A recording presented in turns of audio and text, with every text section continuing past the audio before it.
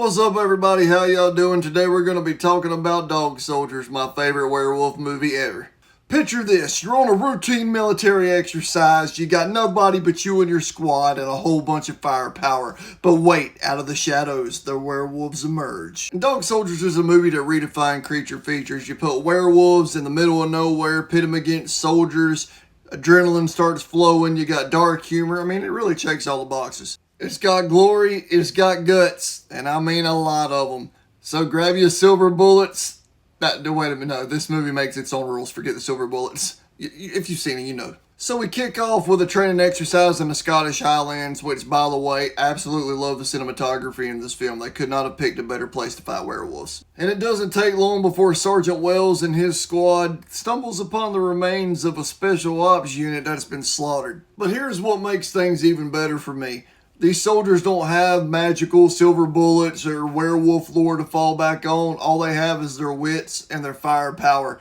It's kind of like Predator, except with werewolves. So what makes Dog Soldiers stand out? Well, for one, you actually care about the characters. You love the squad, the dark humor, their banter back and forth. You can tell that they really have a great chemistry. And of course, the werewolves. No CGI here. These things are massive, hulking monsters, and they go hard. I felt like they were paying homage to American Werewolf in London, but they flipped it on its head and added a lot of grit to it. If you love horror, this movie's for you. If you love action, this movie's for you. And that's another thing that makes this movie stand out, is it's so hard to get the balance right. And it maintains the balance well. The fight scenes are chaotic, intense, blood guts everywhere. The one-liners are happening here. I mean, I cannot say enough good things about this film. I mean, where else are you going to see a soldier box a werewolf? I mean, if you know any other movies, let me know, because you damn sure see it in this one.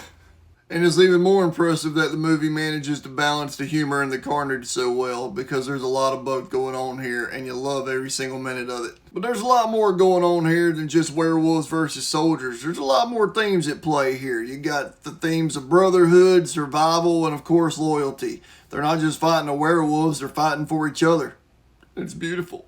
Plus, it also offers up the question, who's the real monster when the line between man and beast starts to blur?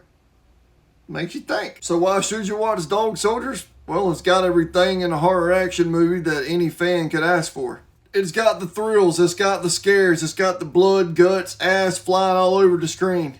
I mean, honestly, the cast and the practical effects alone are worth watching this film for.